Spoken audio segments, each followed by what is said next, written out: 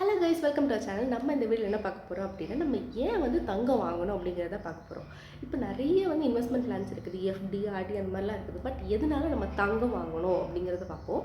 இப்போது 2024 இதே நம்ம 2004 போய் பார்த்தோம்னா 10 கிராம் தங்கத்தோட விலை 5800 தான் இருந்திருக்கு.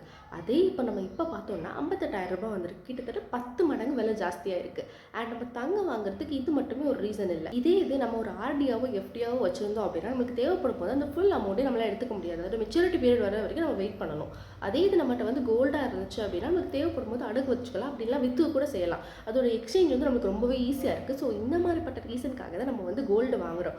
இது வந்து நான் கம்ப்ளீட்டான பிகினர் செஷனாக தான் வச்சுருக்கேன். ஏன்னா வந்து நிறைய பேர் வந்து இப்போ ஃப்ரெஷர்ஸாக இருப்பாங்க, 10,000 50,000 சேலரி வாங்கிட்டு.